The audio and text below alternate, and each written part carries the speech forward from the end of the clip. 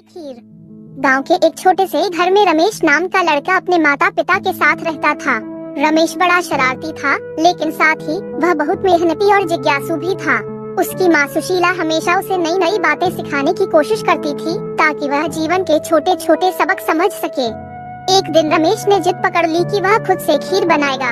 सुशीला ने उसे अनुमति दी और कहा, ठीक है बेटा, लेकिन ध्यान रखना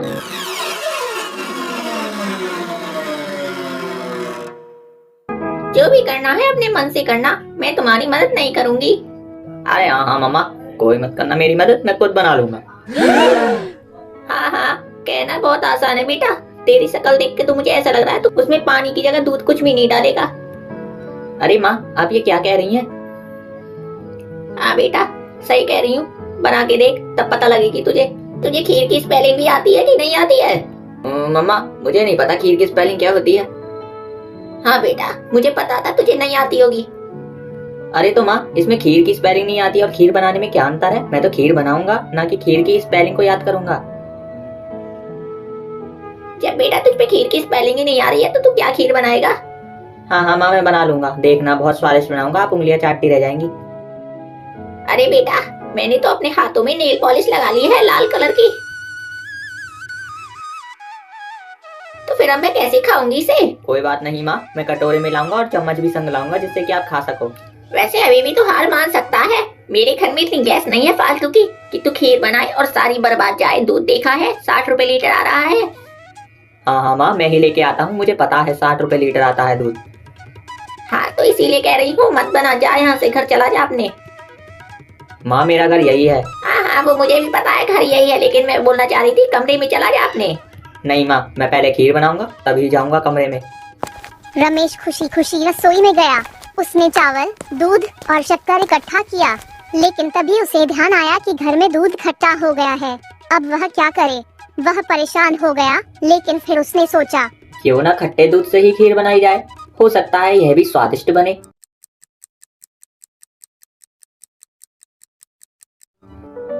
आज तो मैं माँ को बहुत खुश कर दूंगा। उन्होंने मेरी बेइज्जती कैसे कर दी कि मुझ पे खीर की स्पेलिंग ही नहीं आती है। अब ये बताओ कि खीर की स्पेलिंग में और खीर बनाने में अंतर ही क्या है?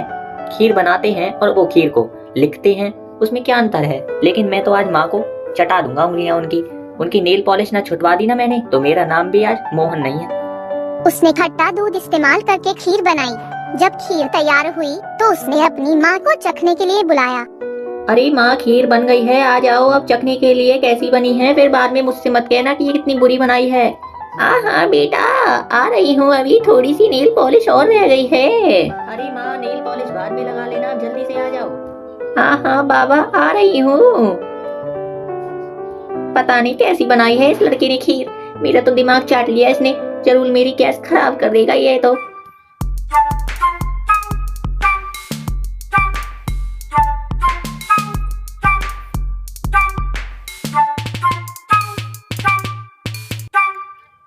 छी, मैंने तो तुझसे कहा था बेटा कि मत बना खीर। इतनी बुरी बनाई है खट्टी खीर। किसने खाई है ये कभी खट्टी खीर? किसी ने खाई है हमारे घर में? अरे माँ, मुझे क्या पता था कि वो दूध खराब निकलेगा। अरे तो बेटा पूछ लेता, तूने भी खट्टी खीर बना दी। इतनी गंदी है, फेंक दे इसे नाली में जा। अरे माँ, मेरी खीर का इतना अपमान तो मत कीजिए, कम से कम खट्टी है तो क्या हुआ, खाने में तो अच्छी होगी। हाँ, खा के देख पहले, तेरे जैसा शकल है ना, ऐसी ही खीर बनी है। अरे माँ, चलो कोई बात नहीं। अब कह रहा है कि कोई बात नहीं। जब तुझसे कही थी कि मत बनाने जा। नहीं, मैं तो बनाऊंगा करता रहा था। हमारे घर की सारा दूध खराब कर दिया, पूरी गैस का नाश कर दिया होगा तूने तो। हाँ माँ, सब कर दिया है मैंने, अब आप ही को ही सफाई करनी पड़ेगी। हाँ, हमें ही करनी पड़ेगी वो तो। तेरी शक्ल देख रही है, तू करेगा, शुगर कहीं का। मुझे तो लगा कि खट्टे दूध से खीर अच्छी बन सकती है, लेकिन मैंने तो बहुत बुरा कर दिया। ये मम्मी और है मुझसे शुगर कह रही हैं। लोगों ने सुन लिया तो मेरा क्या करेंगे लोग बाग, और कहेंगे कि ये देखो कैसी माँ है और ये कैसा बेटा है, मुझसे शुगर कहा जा रहा है। वैसे ये सही है कि मेरे कोई दोस्त नहीं है यहाँ पर, नहीं तो सारे दोस्त मेरा मजाक उड़ाते स्कूल में। सुशीला मुस्कुराई और प्यार से समझाते हुए बोली, बेटा, हर चीज का एक सही तरीका और सही समय होता है। जैसे खीर बनाने के लिए ताजा दूध जरूरी है ना, वैसे ही जीवन में भी सही निर्णय और सही साधन जरूरी होते हैं। लेकिन तुम्हारी कोशिश काबिले तारीफ है। अब चलो हम इसे ठीक करने की कोशिश करते हैं।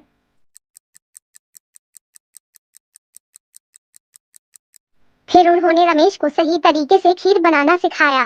रमेश ने अपनी माँ की मदद से स्वादिष्ट खीर बनाई और इस बार पूरे घर ने उसे बड़े चाव से खाया। हाँ, मजा आ गया आज की खीर खाने में। तो बहुत अच्छी बनाई थी रोहन तुमने खीर तो। अब तो लगता है हमें भी खीर बनानी सीखनी पड़ेगी तुम्ही से ही। नहीं तो सब लोग कहेंगे ये लोग छोटे बच्चे पे तो खीर बनानी आती है, लेकिन उसके बाप पे खीर बनानी नहीं आती है। हाँ जी, आप सही बोल रहे हैं। ये क्या हुआ माँ को तो सब सच्चाई पता है, तब भी ऐसे बोल रही हैं। क्या हुआ रोहन, कुछ बोल क्यों नहीं रहे हो? नहीं पापा, ऐसी कोई बात नहीं है। खीर आपको अच्छी लगी, मुझे भी बहुत प्यारी लगी। खीर बहुत मीठी थी लेकिन। हाँ जी, आप ही के ही बेटे ने बनाई थी खीर। कैसी लगी आपको खीर? बहुत स्वादिष्ट थी, अभी मैंने बोला तो सही। हाँ हाँ, मैं दोबारा सुनना चाह रही थी आपके मुंह से। इन्हें क्या पता कि खीर मैंने ही बनाई है। उस दिन रमेश ने सीखा कि गलतियों से घबराना नहीं चाहिए, बल्कि उनसे सीखकर आगे बढ़ना चाहिए। खट्टी खीर की घटना उसके जीवन का एक बड़ा सबक बन गई। सीख, गलतियां जीवन का हिस्सा हैं। उनसे सीखकर सही रास्ता अपनाना ही सच्ची समझदारी है।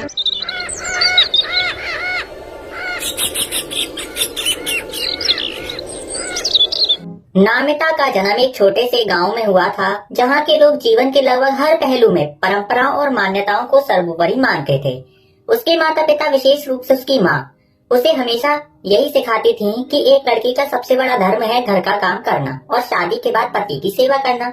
यह उनके लिए सामान्य और स्वीकृत था, क्योंकि गांव में यह सब सदियों से चलता आ रहा था। नमिता के लिए यह जीवन बहुत ही सीमित और सांसारिक था। नमिता का एक छोटा भाई भी था, जो पढ़ाई में काफी अव्वल था।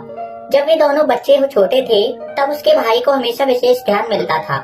नमिता को लगता था कि उसे अपने भाई से कम अहमियत दी जाती थी। एक दिन जब वह अपने पिता से कहती है, पापा मुझे भी स्कूल जाना है, मुझे भी पढ़ाई करनी है, तो उसके पिता हंसते हुए कहते हैं, तुम लड़की के लिए स्कूल क्या, घर का काम और रसोई ही तुम्हारी दुनिया होनी चाहिए। इस बात ने नमिता के दिल में एक गहरी चोट दी। वह सोचने लगी, क्या मेरे लिए भी सिर्फ रसोई और घरेलू काम ही है? इसी समय से उसकी नजरों में दुनिया का एक नया रूप खुलता है और वह तय करती है कि उसे कुछ करना है। नमिता की यह मानसिकता धीरे धीरे बहुत गहरी हो गई थी और उसकी इच्छा थी कि वह अपने जीवन को केवल पारिवारिक जिम्मेदारियों तक ही सीमित न रखे। जब तक वह बड़ी हुई तो उसे एहसास हुआ कि अगर उसे अपने सपनों को पूरा करना है तो उसे घर से बाहर जाना होगा। एक दिन उसने अपने माता पिता से कहा, मुझे मेडिकल कॉलेज में दाखिला लेना है, मुझे डॉक्टर बनना है। यह सुनकर उसके माता पिता चौंक गए। उसकी सोच में लड़कियों के लिए डॉक्टर या इंजीनियर बनने जैसी बातों का कोई स्थान ही नहीं था। तुम लड़की हो, तुम्हारा काम घर संभालना है, पढ़ाई तो बहुत ठीक है, लेकिन यह सब हमारे संस्कारों के खिलाफ है। लेकिन नमिता का मन दृढ़ था। वह शहर के कॉलेज में दाखिला लेने में सफल हुई और यह उसके जीवन का सबसे बड़ा कदम था। हालांकि शहर में आकर उसे कई मुश्किलों का सामना भी करना पड़ा।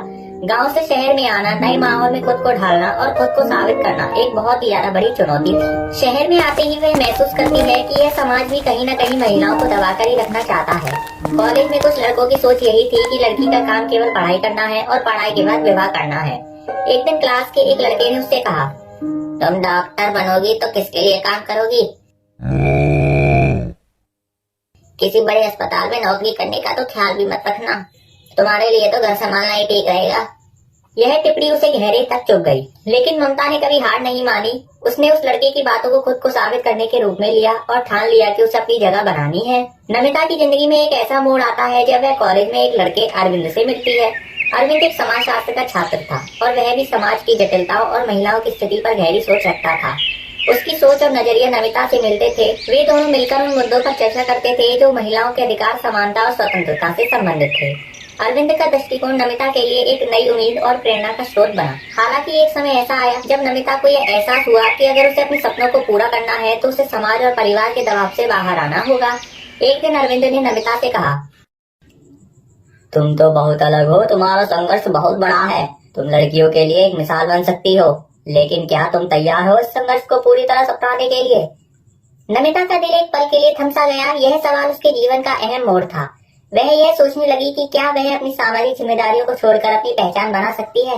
क्या वह समाज के कड़े नियमों से बाहर निकलकर अपने पैरों पर खड़ी हो सकती है? नमिता ने तय किया कि वह न केवल अपनी पहचान बनाएगी बल्कि समाज के हर उस ताने और विचार को चुनौती देगी जो महिलाओं को सीमित करने का काम करता है। जब उसने अपने परिवार से अपनी आगे की शिक्षा के बारे में बात की तो उसका परिवार बहुत आहत हुआ। उसकी माँ रो पड़ी और कहा, तुम्हें क्या हो गया है? तुम एक लड़की हो, तुम्हारा काम सिर्फ घर संभालना है, तुम हमारे लिए बुरी मिसाल बनोगी।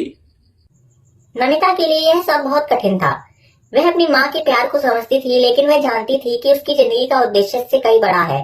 उसने धीरे धीरे अपनी माँ को समझाया कि वह इस निर्णय से अपनी पहचान और स्वतंत्रता को महसूस करना चाहती है और वह समाज के लिए भी कुछ करना चाहती है। नमिता ने कई कठिनाइयों और सामाजिक आलोचनाओं का सामना किया, लेकिन वह कभी पीछे नहीं हटी। उसने अपनी पढ़ाई पूरी की और एक प्रतिष्ठित अस्पताल में डॉक्टर के रूप में काम करना शुरू किया। इसके साथ ही उसने यह साबित किया कि महिलाओं को उसकी पहचान के लिए किसी पुरुष या समाज से इजाजत लेने की जरूरत नहीं है। वह अब एक प्रेरणा बन चुकी थी, न सिर्फ अपनी माँ और परिवार के लिए बल्कि पूरे समाज के लिए। वह यह समझ चुकी थी कि सपने किसी भी शारीरिक या मानसिक सीमा से परे नहीं होते हैं। बेईमान लड़की एक सशक्त और स्वतंत्र महिला की कहानी थी जो अपनी पहचान बनाने के लिए समाज के भीतर अपने स्थान को चुनौती देती है।